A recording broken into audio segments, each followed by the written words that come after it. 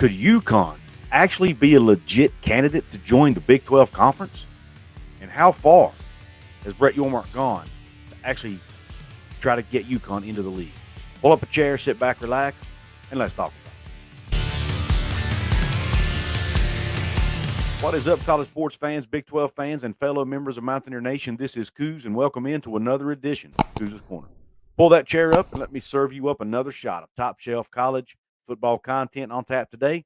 We are talking about the UConn Huskies being a potential candidate to join the Big 12 conference. That's right. We're talking UConn. The reason we're talking UConn is because it has been mentioned in a couple different articles now that they are on the radar of Big 12 Commissioner Brett Yormark. Most recently, there's an article in The Athletic written by Max Olson and Nicole Auerbach about this issue. Now, this article, which you can see on the screen now, does talk about a lot of different issues around college athletics, but I'm going to focus right now on the UConn and Big 12 piece. But I do encourage you to read the whole article. It is behind a paywall, so you have to be a subscriber. But here's what it says on the UConn part. It says why UConn is on the Big 12's radar. It's certainly no secret at this point that the Big 12 is interested in swiping Colorado and Arizona from the Pac-12. But with that league's media rights negotiations dragging on into the summer and the leaders at those schools continuing to stand by for a final offer, the wait will test the patience of Big 12 Commissioner Brett Yormark. Yormark continues to explore his options for expanding the Big 12 into a 14 or 16 member conference going forward. Nothing seems imminent in terms of extending invitations to new members, but the first year commissioner is doing his homework, and UConn is one of several schools on his radar, Big 12 sources told The Athletic.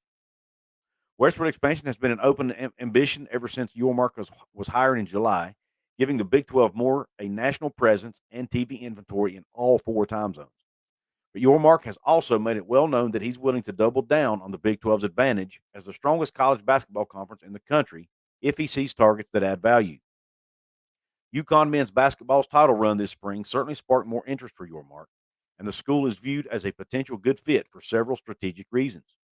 Championship caliber men's and women's basketball programs are certainly high on that list of pros, but so is the opportunity to establish more of a presence in the New York City market.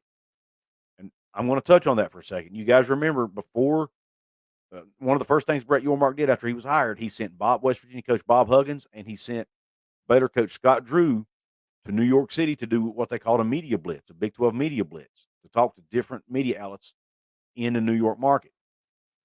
We've heard about the Rucker Park initiative, where the Big 12 is wanting to host some games or some camps or something in Rucker Park. It's a famous park in New York City where basketball is very popular. So New York City is on his radar, and this would get them closer to that market.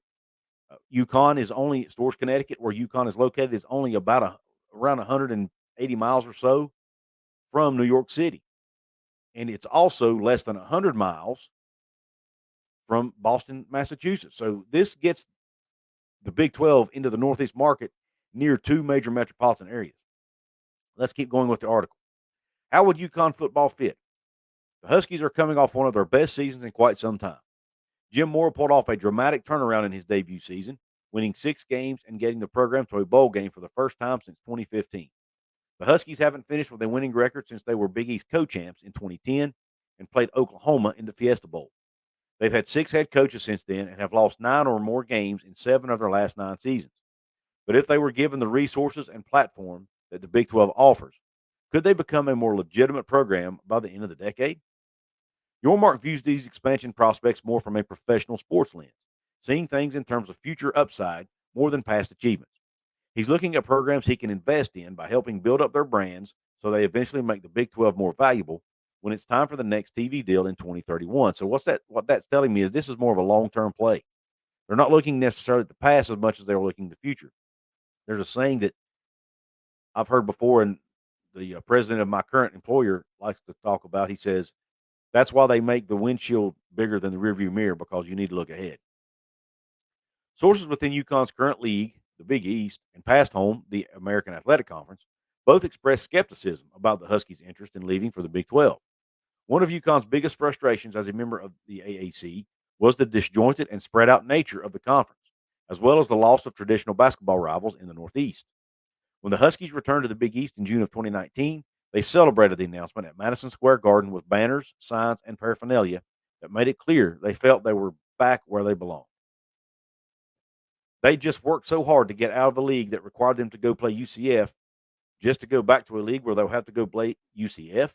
One Big East source said, "I don't see it." But keep in mind that was from a Big East source. So of course they're looking at this probably from you know a Big East lens. Now back to the article. UConn athletic director David Benedict told CT Insider on Wednesday that any future realignment decisions would be a quote complicated question for the school. The dialogue and the commentary out there, I totally appreciate and understand people's opinions, Benedict said. Where they're emotionally tied is probably evident when you see what people say and what their opinions are. Obviously, we look at it with a different lens internally, and there are a lot of factors you have to consider. At this point in time, I'm not aware of a decision in front of me that I have to make. So, what's going to happen 2 days from now, 2 weeks from now, a month from now, 6 months from now is anyone's guess. There's a lot of posturing that's going on around the country. There are a lot of conversations. But ultimately, until you have to make a decision, you don't know, and that's not where we currently are. End quote. One challenge for Yormark, if he determines UConn as part of his plan, would be building consensus among his board of Big 12 presidents and chancellors. There's some skepticism among league sources about whether UConn would become accredited in value for the conference. Yormark has enjoyed strong support from his board to pursue what he thinks is best since he was hired last July. It's easy for presidents and ADs to get on board with importing Pac 12 schools and the value they would drive as full share members. But going in this direction would likely take much more discussion and convincing. Another important conversation on that front, can Yormark get his TV partners, ESPN and Fox, to back these moves and pay pro rata for additions that don't come from Power 5 leagues? Or would schools like UConn be willing to take a reduced cut just to get invited? That's where these potential moves get more complicated. The Big 12 doesn't necessarily need to expand this summer, but even if this Pac 12 targets get a good enough deal to stay put, Yormark could go in quite a few directions to grow his league. There's a belief among administrators both in and out of the Big 12 that Yormark's envelope pushing plans go far broader than simply poaching a couple of Pac 12 schools or leaning into basketball pedigree. He's trying to position the Big 12 to be the third strongest power conference moving forward, or perhaps the third and final power conference standing, if instability within the Pac 12 and ACC leads to exits that break open those leagues. Yes, the most valuable schools would flock to the SEC and Big 10 were they to garner invites. But what about that second tier? Schools like Louisville, Virginia Tech, Georgia Tech, or Duke could be fits for the Big 12 if the dominoes fall this way. It might be worth waiting to see what happens elsewhere before making expansion decisions. So there's an interesting article from the Athletic. A lot of interesting information there. So UConn is apparently on his radar. But here's another interesting piece, little tidbit of information that came out just before I recorded this video, and I'm going to share it with you as well. This is a tweet from Russell Steinberg, and he says this was put out about an hour before I recorded this video.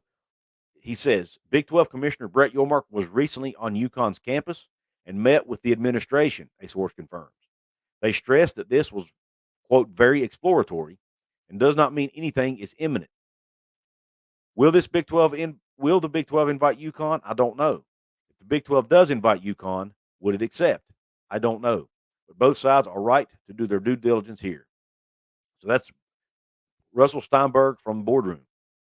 So it looks as if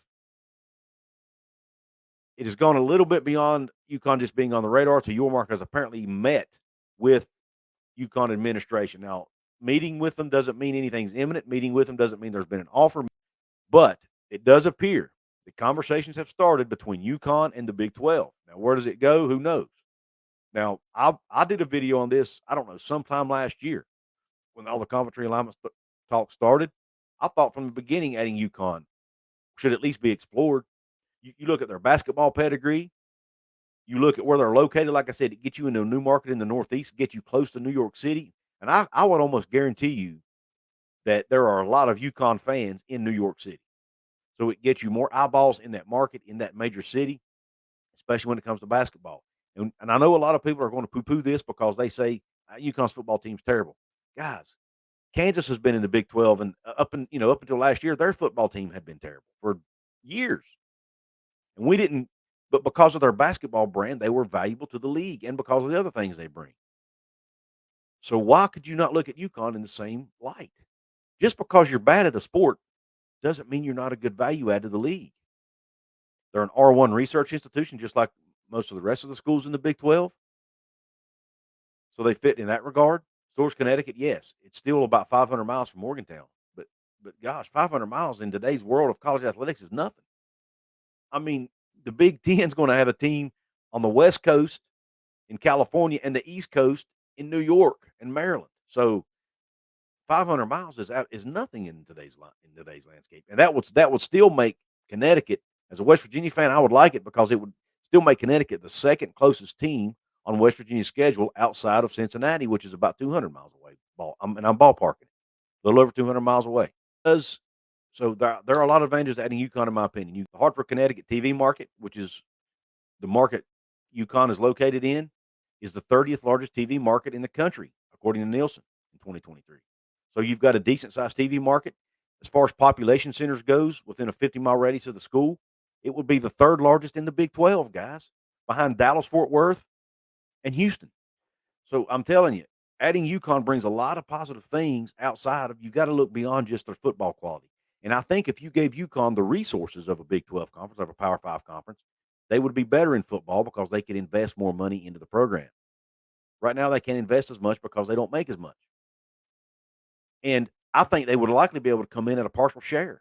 So there's a lot to think about here. I don't know if they'd be, look, if they take money out of the pockets of the existing schools, I wouldn't be for it. But if they're additive in any way, I think you try your best to bring UConn into the league. It strengthens you going forward, get you a new media market, get you a high quality basketball school. Obviously, they just won the national championship. In my opinion, it would give you another blue blood in basketball to pair with Kansas. I think it's a no brainer in that regard, especially if they're able to nab Arizona out of the pack. You get Arizona, Kansas, and UConn in the same league. Holy crap, what a league that would be.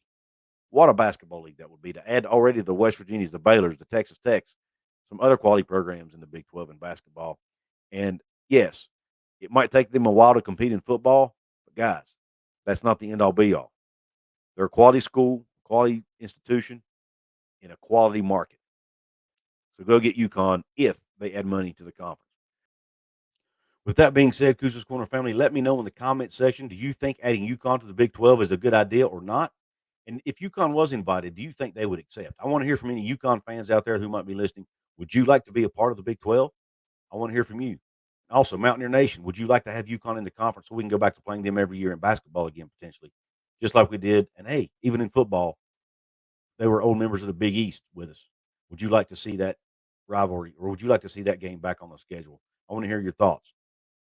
Also, guys, please, you can support my channel here several different ways. You can do it for free by hitting the thumbs up button below, which is a like. You can drop a comment, like I mentioned. You can share it with your friends, and you can subscribe to my channel if you haven't yet. If you like college football content, especially Big 12, and especially West Virginia Mountaineers, and especially conference realignment, this is the channel for you. So please subscribe and hit the notification bell to be notified of future videos. If you want to support me financially and help me grow this channel, put more money back in, you can do it in several different ways. You can join my channel, become a channel member by hitting the join button below, take advantage of the perks that has to offer. You can check out my merch store by clicking one of the pictures below. And you can go see my friends over at Blue Ridge Coffee Crafters. BlueRidgeCoffeeCrafters.com. There's also a link in the description box. Get you a bag of delicious coffee made with hand-picked coffee beans. It's less bitter. It's less acidic. It tastes great, and it's very smooth. I'm telling you, you won't regret it. I have a bag of my own that I got recently, and it's absolutely delicious. So don't miss out. Get you a bag of Blue Ridge Coffee Crafters coffee. Type Couz's, Couz', in the comments at checkout. It'll support me here on the channel, and it will let them know you found out about it right here at Couz's Corner. With that being said, I really appreciate you tuning into this episode. And until the next one, Q Country Roads.